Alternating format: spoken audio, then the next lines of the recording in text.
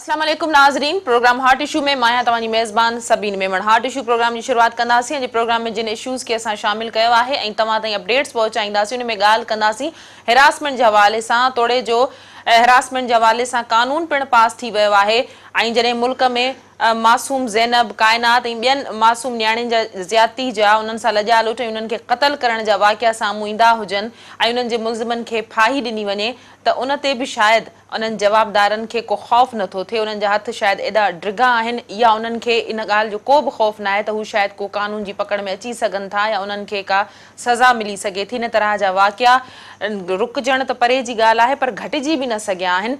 पर किथे किथे इहा वाक़िया जॾहिं मीडिया में रिपोर्ट थियनि था तॾहिं इन्हनि वाक़ियनि जे हवाले सां ख़बर पवे थी त इन में न रुॻो इमरान जहिड़ा ॾोहारी शामिल हुजनि था पर मुबैना तौरु इन में पढ़ियल लिखियल ऐं सुठी पोस्ट ते कमु कंदड़ ऑफिसर भी शामिल हुजनि था। ॻाल्हि कंदासीं मीरपुर ख़ासि जी सिविल अस्पताल में पेश ईंदड़ इन तरह जे वाक़िए जी, जंहिंमें डॉक्टर रमेश पारां नर्सनि ते हिरासमेंट करण या उन्हनि सां लॼा लुट करण जी कोशिश या उन्हनि सां छेड़खानी करण जा जेके वाक़िया मुसलसल रिपोर्ट थींदा रहिया आहिनि उन्हनि में तेज़ी न करे थी। जो मुबैना तौरु नर्सनि जो चवणु आहे त उन्हनि पारां डॉक्टर खे वार्निंग ॾियण बावजूदि उन हिकु नर्स खे तंग करण जी कोशिश कई, जंहिं ते नर्सुनि पारां गॾिजी पंहिंजे ॿिए स्टाफ सां उन डॉक्टर ते तशदुद बि कयो, जेके ख़बरूं मीडिया में पिणु आयूं। ऐं इहो पिणु मालूम थियो आहे त तशदुद जो शिकार थींदड़ डॉक्टर जी दरख़्वास्त ते 3 ॼणनि ख़िलाफ़ उन NC पिणु दाख़िल कराए छॾी आहे।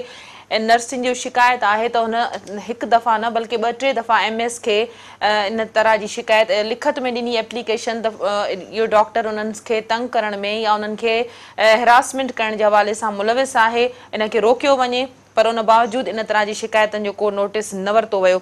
अॼु के प्रोग्राम में इहो इशू शामिल हूंदो। इन हवाले सां तव्हांखे अपडेट कंदासीं। इन खां अलावा तव्हांखे ॿुधाईंदासीं त सॼी सिंध में वाटर कमीशन जे हवाले सां जस्टिस रिटायर्ड अमीर हानी मुस्लिम जिते विज़िट्स कया आहिनि उते आवाम खे पीअण जे लाइ गंदो पाणी फराहम करण ऐं इन खां अलावा फिल्टर प्लांट्स जे बंदि हुजण या उन्हनि जे नाकारा हुजण ते सख़्तु कावड़ जो इज़हार कयो आहे। पाणी कमीशन जे सरबराह जस्टिस रिटायर्ड अमीर हानी मुस्लिम हैदराबाद ऐं टंडे अलायार में वाटर सप्लाई स्कीमनि जो दौरो कयो। जस्टिस आमिर हानी मुस्लिम वाधूआ में गंदो पाणी हुजण ते सख़्तु कावड़ जो इज़हार कयो ऐं अमलदारनि खे इहो चयो त हफ़्ते अंदरि इहो गंदो पाणी वाधूआ मां कढियो वञे। साॻी सूरत-हाल टंडे अलायार में पिणु वाटर कमीशन जे सरबराह पारां ॾिठी वई, जिते इहो ॿुधायो वियो अमलदारनि पारां त सिर्फ़ु 30% माण्हुनि खे साफ़ पाणी फराहम थिए थो, जॾहिं त 70% माण्हू गंदो पाणी वापराइनि था। इहे मौज़ू असांजे प्रोग्राम में शामिल हूंदो आहे। प्रोग्राम जी शुरुआत कंदासीं। सभ खां पहिरीं ॻाल्हि कंदासीं मीरपुर ख़ासि में नर्सनि खे जिन्सी तौरु हिरासा करण वारो मामिलो जेको साम्हूं आयो आहे, इन ते ॻाल्हि ॿोल कंदासीं। नाज़रीन, इन ई मामले ते ॻाल्हि ॿोल करण जे लाइ असांखे जॉइन कयो आहे मीरपुर ख़ासि मां सिंध TV न्यूज़ जे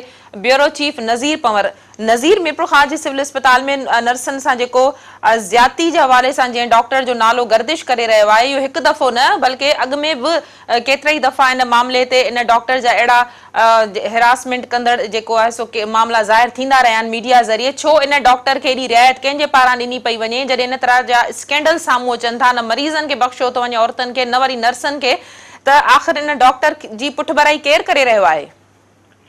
जी सभी ना मीरपुर ख़ासि जी सिविल अस्पताल में ही जेको बेहोशी वारो डॉक्टर आहे डॉक्टर रमेश, हिन जेको आहे तक़रीबन 2 ॾींहं पहिरीं नर्सनि खे जेका छेड़छाड़ कई या कुझु हुन सां घटि वधि ॻाल्हायो या गारगंद, ऐं उन खां अलावा हुननि खे के अहिड़ा मैसेज कया हुई जंहिं खां पोइ नर्सनि पारां मीरपुर ख़ासि जो जेको MS आहे डॉक्टर इक़बाल भुरगड़ी खे दरख़्वास्त ॾिनी, मगर उन दरख़्वास्त में डॉक्टर इक़बाल भुरगड़ी पारां जेका आहे हिकिड़ी कमेटी ठाही वई 3 डॉक्टरनि ते, जंहिंमें डॉक्टर सईद हो, डॉक्टर फिदा ऐं जेको नर्सिंग जी प्रिंसिपल आहे मक़सूदा, उन्हनि ते हिकिड़ी कमेटी ठाही, मगर उन कमेटी कुझु बि न कयो।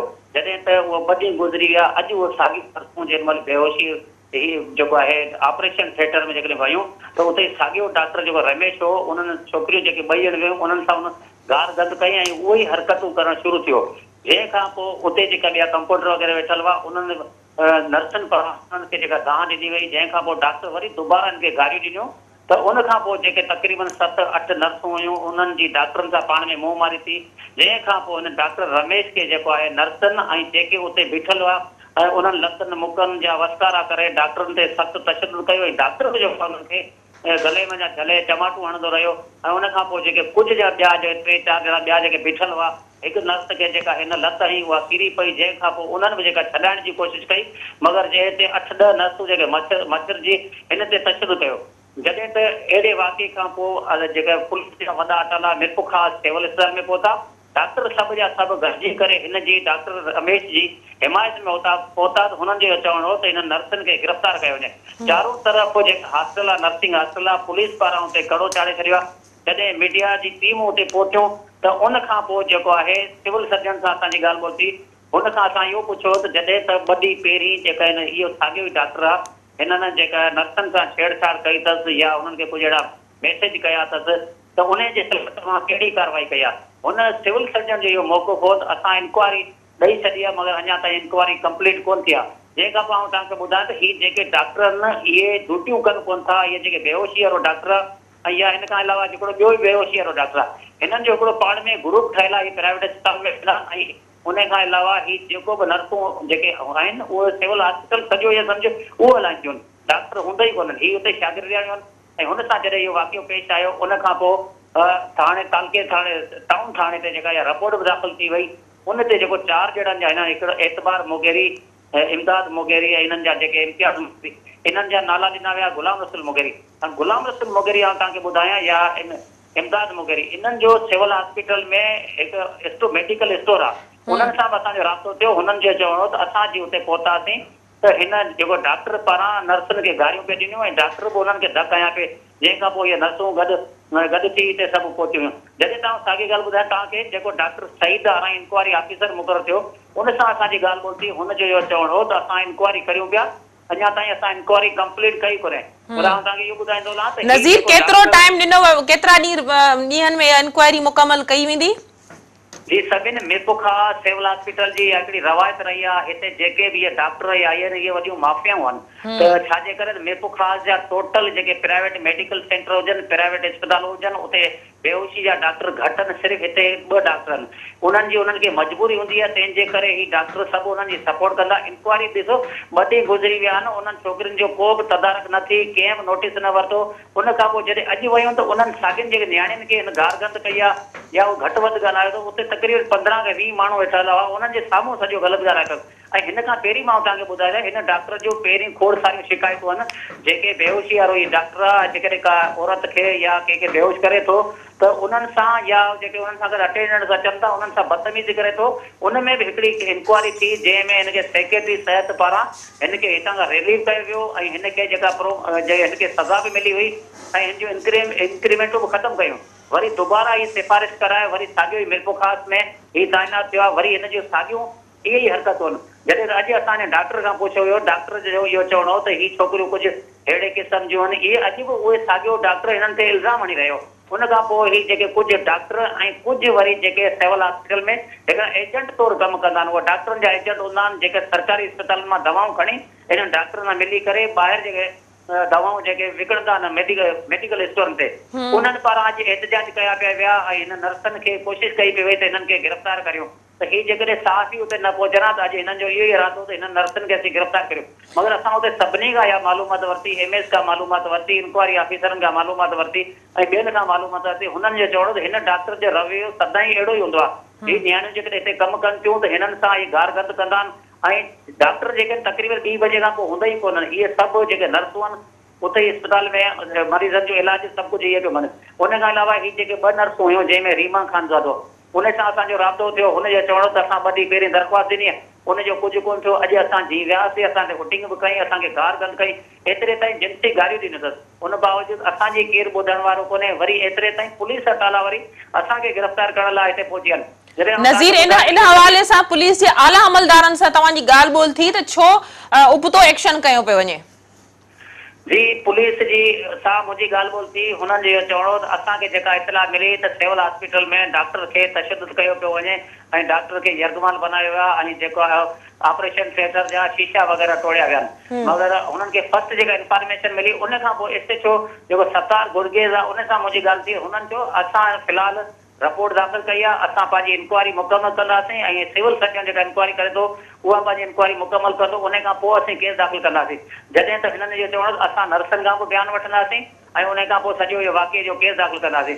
ऐं असांखे ज़रियनि खां इहो बि मालूमात थी आहे त सूबाई वज़ीर जेका नोटिस बि वरितो आहे ऐं पीपल्स पार्टी जी जेका MP नुसरत सुल्ताना ख्वाजा जेको आहे आला अख्तियारनि सां ॻाल्हायो, MS सां बि ॻाल्हायो। हुनजो चवणो जेको नियाणियुनि खे जेको तंग करे थो, गार गंद करे थो, ग़लति मैसेज करे थो, इहो माना ख़राब हिकिड़ो मैसेज वञे थो, जंहिंजे करे हिनखे फौरी तौर ते रिलीव कयो वञे। नज़ीर इहो ॿुधायो त अक्सर इन तरह जा मामला थींदा आहिनि। डॉक्टर जीअं त पहिरीं हरकत हिन जी कोन्हे, हिन खां अॻु में बि इन तरह जा इन ते इल्ज़ाम लॻंदा रहिया आहिनि ऐं इन जूं जेके आहिनि प्रोमोशन्स वग़ैरह उहे बि रोकियूं वयूं। मूंखे इहो ॿुधायो त छा इन तरह जा के ख़बरूं आहिनि, तव्हां वटि इतला आहिनि त को प्रेशर विधो पियो वञे नर्सुनि ते त मामले खे दॿायो वञे, दॿाइण जी कोशिश कई पई वञे, या इंक्वायरी कमेटी जा जेके मेंबर आहिनि इन तरह जी कोशिशूं करे सघनि था? जी, जेकॾहिं नर्सनि ते को प्रेशर विधो पियो वियो ऐं नर्सनि खे गिरफ़्तार कयो पियो वियो, जॾहिं साफ़ ई उते पहुता, उन खां पोइ जेको नर्सनि खे थोरो सहारो मिली वियो, हू एतिरियूं ख़ौफ़ज़दा हुयूं। जेॾीमहिल सिंधी जी टीम उते पहुती, तक़रीबन जेके बि नर्सूं हुयूं वॾियूं ख़ौफ़ज़दा हुयूं। उन्हनि जो इहो चवणो त सभु जा सभु असांखे शिकायतूं ॾियण बावजूदि असां ते डॉक्टरनि जो हिकिड़ो वॾो प्रेशर आहे ऐं असांजे ॿाहिरि जेका हिननि पुलिस विहारे छॾी आहे, असांजी जेका दरख़्वास्त ॾिनी आहे उनजी को बि तदारक नथो करे। जॾहिं त हिन साॻे डॉक्टर जूं खोड़ सारियूं शिकायतूं आहिनि ऐं जेकॾहिं ड्यूटी ते हूंदो बि कोन्हे ऐं आन काल हिनखे घुराईंदा आहियूं, बावजूदि हिनखे केरु चवण वारो कोन्हे। असांजे ख़िलाफ़ जेके हिते डॉक्टरनि जी जेके आहिनि यूनियन उहे बि असांजे ख़िलाफ़ बीठल आहिनि ऐं बाक़ी जेके ही डॉक्टर जा जेके हिमायती आहिनि उहे बि असांजे ख़िलाफ़ बीठल आहिनि। पर हीअ असीं तव्हांखे ॿुधायूं त हीअ जेके बाअसर डॉक्टर आहिनि ऐं हमेशह निपुका सिविल हॉस्पिटल जी त इहा रवायत रही आहे, भले DHO हुजे त उहो ईअं सम्झो त ही हिते सिर्फ़ु अचनि था, ही पोस्टिंगूं कराए अचनि था, पैसा ॾेई मथां पोस्टिंगूं कराए त ही रुॻो पैसा वठण लाइ हूंदा आहिनि। हेॾो वॾो वाक़ियो था मिरपुखा जो DHO कोन पहुतो आहे, सिविल सर्जन चए थो मूंखे कंहिं शइ जी ख़बर कोन्हे, अॼु वारो वाक़ियो आहे इंक्वायरी कराईंदुसि। एतिरे ताईं सिविल सर्जन जेको आहे इक़बाल बुरगड़ी वियो कोन्हे जेको नर्सनि खां पुछे या उते जेकॾहिं वार्ड में या ऑपरेशन थिएटर जे अंदरि को वाक़ियो थिया उते वञी पुछण लाइ बि हुन का अहिड़ी का ॻाल्हि ई कोन कई आहे। महिरबानी नज़ीर पंवर, तव्हां तफ़सील सां असांखे आगाह कयो। नाज़रीन, मीरपुर ख़ासि मां सिंध टीवी न्यूज़ जो ब्यूरो चीफ नज़ीर पंवर असांखे इन मामले जे हवाले सां तफ़सीली तौरु आगाह करे रहियो। इन ई मामले ते ॻाल्हि ॿोल करण जे लाइ असांखे इन ई मामले जो जेको शिकार थी आहे, जंहिं छोकिरी खे नर्स खे तंग कयो पियो वियो मुबैना तौरु डॉक्टर पारां जिनसी हवाले सां, उनजो रीमा असांखे ज्वाइन कयो उन खां वधीक ॻाल्हि ॿोल कंदासीं। रीमा, क्या मामला है? कब से डॉक्टर रमेश गालिबन नाम है उनका, इस तरह की हरकतें जारी थी और किस तरह की वो नाजेबा हरकतें करने की कोशिश कर रहा था? क्या इससे पहले आपने कोई कंप्लेन नहीं की थी? जी बिल्कुल, मैंने कंप्लेन की थी। सिविल सर्जन के ऑफिस में मैंने कंप्लेन दर्ज की थी। इससे ये मुझे जिनसी तशद्दुद का निशाना बनाता रहा है, मुझे मुसलसल गंदी ऑफर करता रहा है कि आप कितने पैसे लोगी मेरे साथ एक रात गुजारने के। अच्छा, कब से इस तरह की बातें हो रही थी और आपने कितनी दफा और किन किन आला हुकाम को इसकी जो है वो शिकायत बताई? ये तकरीबन 3-4 दिन से ऐसी मुसलसल ये हरकत चल रही है और मैंने सैटरडे वाले दिन भी मैंने एप्लीकेशन लिख कर कंप्लेन की है सिविल सर्जन के ऑफिस में कि खुदारा मुझे इंसाफ दिलाया जाए, मैं अच्छे घर की लड़की हूँ, मुझे इस जुल्म से बचाया जाए। आपने इस बात का जिक्र अपनी दूसरी जो आपके साथ काम करती हैं नर्सेज या डॉक्टर्स या किसी और स्टाफ को बताया कि इस डॉक्टर का रवैया इस तरह से है? जी बिल्कुल, मैंने उसी टाइम जिस टाइम मुझे डॉक्टर ने ये गंदे अल्फाज कहे थे, मैंने उसी टाइम डॉक्टर को, वहाँ की जो स्टाफ होती है, स्टाफ इंचार्ज, मैंने सबको वो बताया। तो उन्होंने मुझे एक ही कहा कि आप चुप होके बैठ जाओ, अपना काम करो। किसी ने मेरा साथ नहीं दिया, मैं रोती रही, मुसलसल रोती रही, किसी ने भी मेरा साथ नहीं दिया। अच्छा, इस कंडीशन में भी आप कंटिन्यू जॉब करती रही, अपना काम करती रही? जी बिल्कुल, मैं अपनी ड्यूटी करके फिर मैं वापस आई, फिर मैं अपनी मैम के प्रिंसिपल के साथ सिविल सर्जन के ऑफिस गई और मैंने एप्लीकेशन दायर की। अच्छा, उस एप्लीकेशन पे आपको क्या रिस्पांस मिला, क्या जवाब मिला? मंडे तक कोई उस एप्लीकेशन पे कोई रिस्पांस नहीं मिला, किसी किस्म का कोई रिस्पांस नहीं मिला। अच्छा रीमा, बताइएगा कि आपने ये जो वाकया पेश आया है मारपीट का या तशद्दुद का, ये कब हुआ, क्यों कर हुआ? इंक्वायरी, जब इसकी एप्लीकेशन सिविल सर्जन के ऑफिस में दायर की गई तो उन्होंने इंक्वायरी बिठाई गई, इंक्वायरी टीम बनाई कि मंडे को ये इंक्वायरी टीम इसका फैसला देगी, इंक्वायरी चलेगी इस पर। तो उसी दिन से मुझे गंदे गंदे मैसेजेस आते रहे, गंदे गंदे कॉल्स वगैरह आती रही कि ये अपनी इंक्वायरी वापस ले लो, अब पीछे हट जाओ, नहीं तो वो हशर होगा जो दुनिया देखेगी। उसके बाद भी गंदे मैसेजेस आते रहे, ऑफर आती रही कि हमारे साथ पूरा काम करो और पैसे पे सेटलमेंट कर लो, और जो भी लड़कियां हैं अगर तुम और लड़कियां सेटलमेंट करना चाहती है तो उनको भी कहो कि वो सेटलमेंट करें। ठीक है, फिर ये डॉक्टर पे तशद्दुद वाला वाकया कैसे पेश आया, इसका क्या सबब था? फिर मंडे की मॉर्निंग किसी काम के थे ऑपरेशन थिएटर फिर जाना पड़ा। ऑपरेशन थिएटर में पहुंच के वही शख्स सामने एक घिनौनी सी हंसी देखकर हंस रहा था, तो उस पर मैंने कहा कि आपको शर्म नहीं आती, आप अपनी उम्र का लिहाज करो, अपने रुतबे का लिहाज करो, आप मुझे क्यों तंग कर रहे हो। तो उस बात पर उसने आके मुझे थप्पड़ मारा, थप्पड़ मार के मुझे नीचे गिरा दिया और मुझे लाते मारने लगा। उसी पर मेरी दोस्तों ने मेरा साथ दिया, फिर हमें बिलाखिर उसके ऊपर हाथ उठाना पड़ा जब वो मुसलसल तशद्दुद का निशाना बनाता रहा। उसने आप पे तशद्दुद किया और थप्पड़ मारा, ये जो किसी स्टाफ ने हमें हमारा साथ नहीं दिया, बल्कि वो बोलते रहे कि इनको पकड़ो, इनको बंद करो अंदर। रीमा, मुझे बताइएगा कि जब उसने आपको थप्पड़ मारा, आप पे तशद्दुद किया, तो और कितने लोग वहां पे ऑपरेशन थिएटर में मौजूद थे? ऑपरेशन थिएटर में ड्यूटी के अंडर ड्यूटी 10 से 12 लोग थे, उन्हीं के लोग थे। उन्होंने डॉक्टर को रोकने की कोशिश नहीं की? बिल्कुल उन्होंने डॉक्टर को रोकने की कोशिश नहीं की, बल्कि डॉक्टर के पर जब हमने हमला किया, हमने जवाब दिया उसके हमले का, तो हमें रोका गया। रीमा, अब क्या सूरत हाल है? आपको क्या कहा जा रहा है कि इंक्वायरी कमेटी जो बैठी है, हरास किया जा रहा है, हमें कोई प्रोटेक्शन नहीं है, कोई सिक्योरिटी नहीं है। डॉक्टर्स हमें अपना गुलाम समझते हैं, अपनी इस्तेमाल की चीज समझते हैं। हमारी इज्जत बिल्कुल महफूज नहीं है, ना कोई प्रोटेक्शन दी जा रही है। रीमा, जो इंक्वायरी कमेटी है उसके जो मेंबर हैं उन पे आपको कितना भरोसा है? आप समझती हैं कि वो सही जो है इंक्वायरी कमेटी जो सही रिपोर्ट है वो सामने लाएगी? नहीं, बिल्कुल भी मुझे भरोसा नहीं है, वो सब मिले में।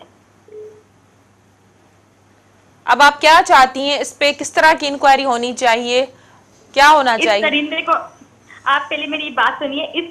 इसी डॉक्टर पर, डॉक्टर रमेश पर पिछले 3 साल पहले भी इसने किसी मरीजा को बेहोशी के दौरान उसके साथ गलत हरकत की, और गाया ट्रस्ट हॉस्पिटल है मीरपुर खास में, उस पर भी इसी पर यही कंप्लेन है कि इसने बेहोशी के दौरान मरीज के साथ गलत हरकत की, उसका फायदा उठाने की कोशिश की। इस पर 2-3 केसेस और है, और ये डॉक्टर सस्पेंड भी हो चुका है पिछले दिनों में। 3 साल पहले इसी बात पे सस्पेंड भी हुआ है और डेथ भी हुआ है इसका रिकॉर्ड सारा।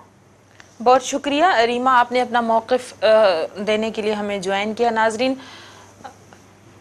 डॉक्टर पारा मुबैना तौर नर्स सां ज़्यादती करण की कोशिश, उनके गंदा मैसेजिस करण की कोशिश या उनके हरासमेंट करण के हवाले से जो मुख़्तलिफ़ वक़्तन ते उनके पेशकश थींदियूं रहियूं, ऑफर्स थींदियूं रहियूं, जेके हरकतूं थींदियूं रहियूं, उन हवाले से उनजी जेका शिकार है नर्स रीमा, उन असां सां ॻाल्हि ॿोल कई ऐं ये पंहिंजूं ॻाल्हियूं शेयर कयूं। प्रोग्राम के सिलसिले के जारी रखंदासीं। वक़्तु है मुख़्तसिर वक़फ़े जो, वठूं था वक़फ़ो।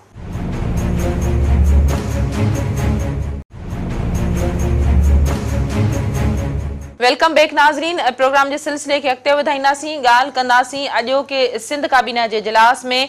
अॼु सिंध काबीना जो इजलास पिणु थियो आहे। सिंध काबीना के अॼोके इजलास में कहिड़ा फ़ैसिला कया विया, इन हवाले सां तफ़सील मालूम करण के लिए असांखे जॉइन कयो आहे कराची में सिंध टीवी न्यूज़ के चीफ रिपोर्टर शबीर लाशारी।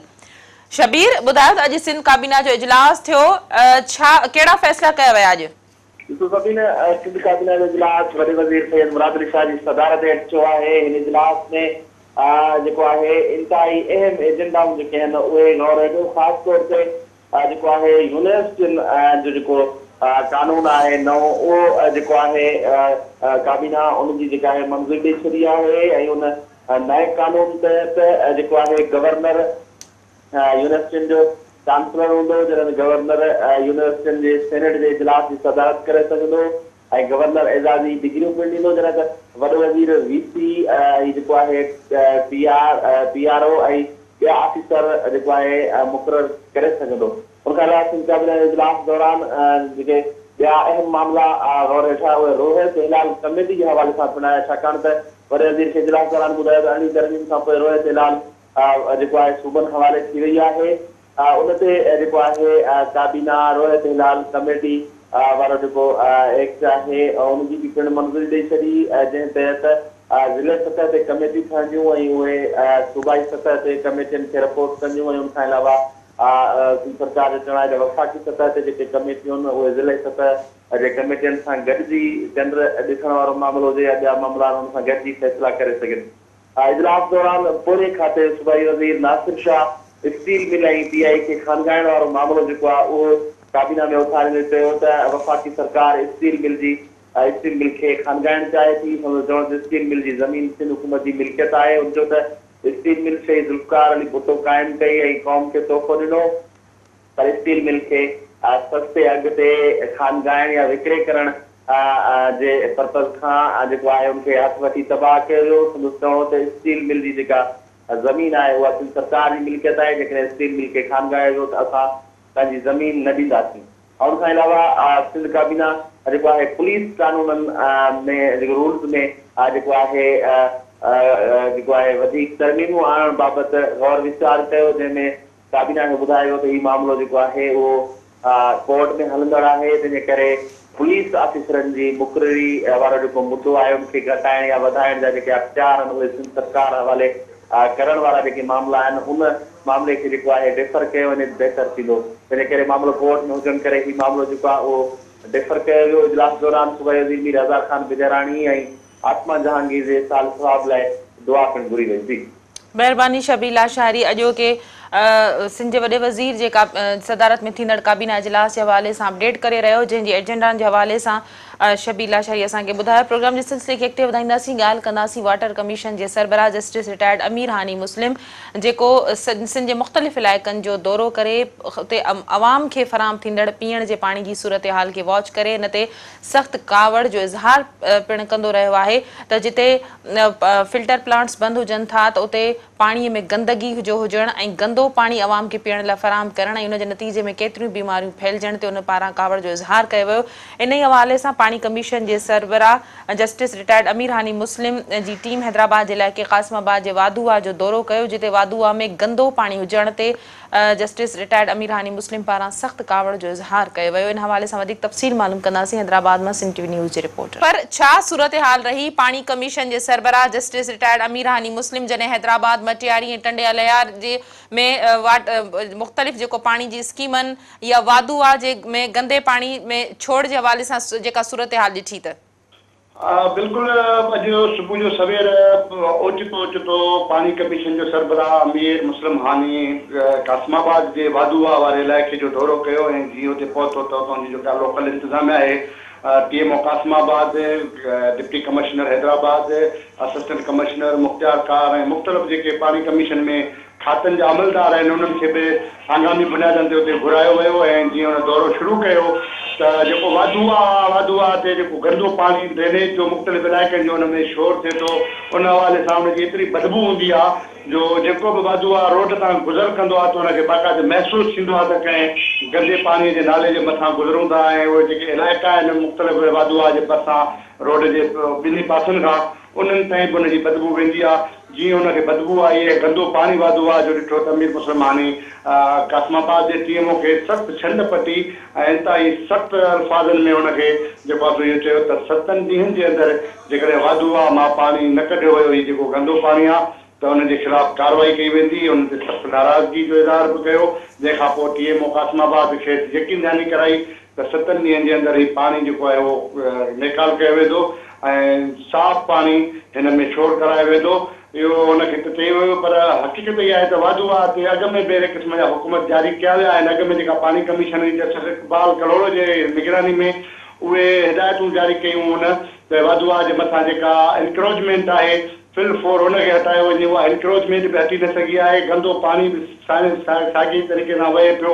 वाधूआ जा जेके बि इलाइक़ा आहिनि हुनजे रोड जे आस पास में वॾियूं वॾियूं इमारतूं आहिनि, उन्हनि इलाइक़नि जो जेको बि गंदो पाणी आहे ड्रेनेज वारो उहो वाधूआ में छोड़ करे थो। हुनजो ॿियो को बि सिस्टम कोन्हे को जो वाधूआ खे क्लियर करे दरिया जो पाणी हिन में छॾियो वञे।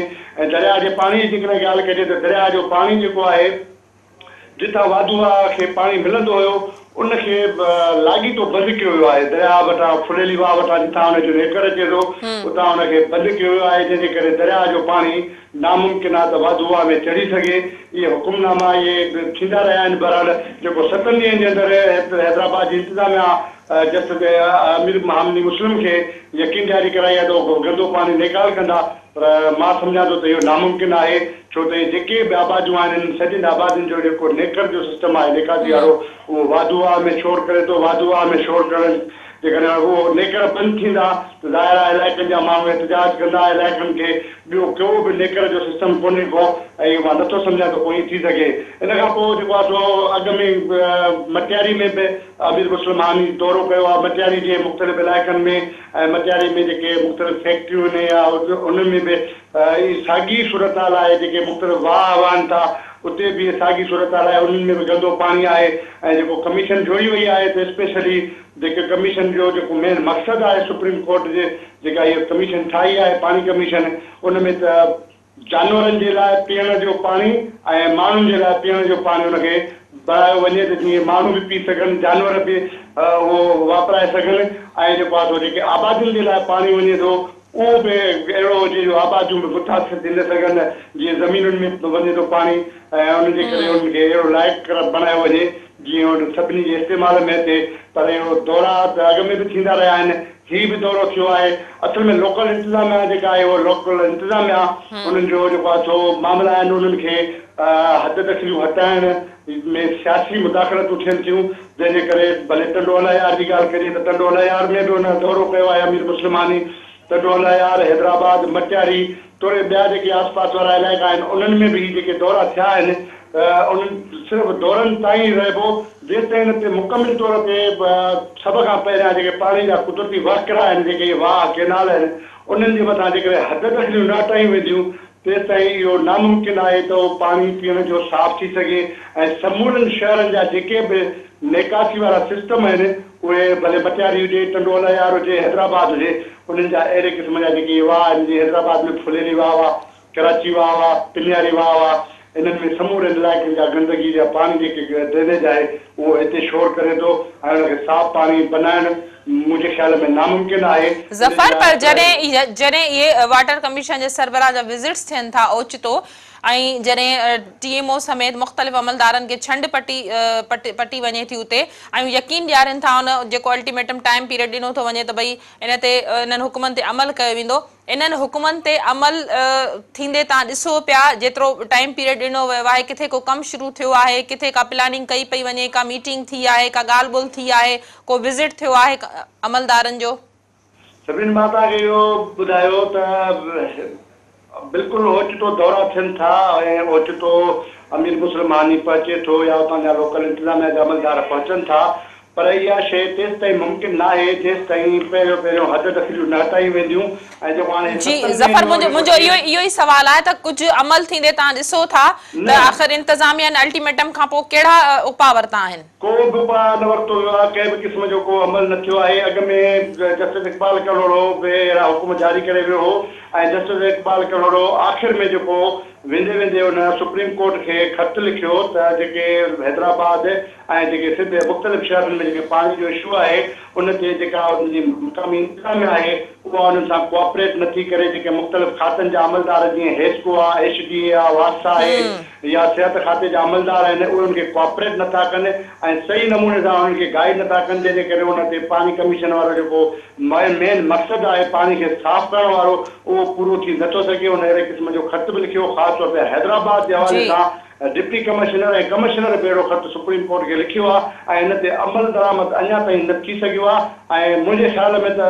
ॾाढो ॾुखियो आहे इहो हिन ते अमल दरामद करण जे लाइ छो त हिते सियासी मुदाख़लतूं तमामु वधी वञनि थियूं जंहिं बि इनक्रोचमेंट में हथु विधो वञे थो जेका बि इनक्रोचमेंट हटाइण जी कोशिशि कई थी वञे उते मुख़्तलिफ़ सियासी शख़्सियतूं हुतां हुनजा जेके MPs MLAs आहिनि या मिनिस्टर आहिनि हुननि जा वोटर हुते रहनि था ऐं उहे वोटर उन्हनि खे कंप्लेन कनि था त उहे पंहिंजा सियासी सोर्सिस इस्तेमालु करे MP MLAs डिप्टी कमिश्नर ऐं कमिश्नर खे जेके लोकल इंतिज़ामिया आहे उन्हनि खे मुदो घुरनि था उनखां टाइम घुरनि था त हिन खे टाइम ॾियो 2-3 ॾींहंनि जो त हीउ रोड रस्ता ख़ाली कंदा ऐं त थी वेंदा बहरहाल उहो टाइम सिर्फ़ु हिन मामले खे गेन करण जे लाइ आहे ऐं हुनजो ॾींहों ॾींहुं वधायो पियो वञे ऐं इंतिज़ामिया खे बि लिखत में बि अहिड़े क़िस्म जा आर्डर मिलिया आहिनि फलाणी आबादी खे महीने जे लाइ छॾियो वञे जंहिंखां पोइ हुननि खे कयो वेंदो अहिड़े तरह खां हीउ जेको अमल आहे तेसिताईं नथो पूरो थी सघे जेसिताईं उहे आबादियूं जेके गैर क़ानूनी हिते माण्हू वेठा आहिनि वाहन केनालनि जे मथां ऐं जेको हुनजो ड्रेनेज वारो सिस्टम आहे उहो मुकमिल तौर ते बंदि नथो कयो वञे ऐं जेको फैक्ट्रियुनि जो गंदो पाणी आहे उहो बि हिननि कैनालनि में थिए थो उहो बि मुकमिल जेसिताईं बंदि न कयो वेंदो तेसिताईं मां नथो सम्झां त हीअ जेका सुप्रीम कोर्ट पाणी कमीशन जोड़ी आहे उन ते को अमल दरामद थिए या उहो को जल्द फिलफोर सिंध जा माण्हू साफ़ पाणी पीअनि ऐं साफ़ पाणी पंहिंजे आबादियुनि खे ॾियनि ऐं पंहिंजे जानवरनि जे लाइ जेको पानी साफ थे वो मुखे ॾिसण में नथो अचे। महिरबानी ज़फ़र हकड़ो हैदराबाद ब्यूरो जो सिंध टीवी न्यूज़ जो ब्यूरो चीफ असांखे अपडेट करे रहियो हो जस्ट वाटर कमीशन जे सरबराह जस्टिस रिटायर्ड अमीर हानी मुस्लिम हैदराबाद मटियारी ऐं टंडोलया समेत मुख़्तलिफ़ इलाइक़नि जो जेको दौरो कयो हुनजे हवाले सां तफ़सीली असांखे ॿुधाए रहियो त वक़्ती तौर ते उन्हनि अल्टीमेटम खे ॾिठो वञे थो उते इंतिज़ामिया पहुचे थी पर उन ते अमल कराइण जे हवाले सां जेके ॾुखिया इशूज़ आहिनि उन्हनि ते न का ॻाल्हि ॿोल कई वञे थी न उन्हनि खे सॉल्व करण जी का कोशिशि कई वञे थी जिन मां सभ खां वधीक जेको आहे सो नाजाइज़ अदावतनि जो मामिलो आहे उन्हनि खे कीअं ख़तमु कयो वेंदो पाणी जे नेकर जे हवाले सां को मुतबादिल इंतज़ाम कीअं कयो वेंदो त जीअं आवाम खे इन वादुआ में जेको गंदो पाणी छोड़ कयो थो वञे इन खे रोके सघिजे माण्हुनि खे पीअण जे लाइ साफ़ पाणी फराहम करे सघिजे। नाज़रीन अॼोके हॉट इशू प्रोग्राम जो वक़्तु पिण ते पंहिंजी पुॼाणी ते पहुचे थो अॼोके हॉट इशू प्रोग्राम में जिन इशूज़ खे असां पंहिंजे प्रोग्राम में शामिल कयोसीं उन हवाले सां अपडेट्स तव्हां ताईं पहुचायासीं ईंदड़ प्रोग्राम में हाज़िर थींदासीं कुझु नवां इशू खणी करे तेसिताईं ॾींदा इजाज़त अल्लाह भाई।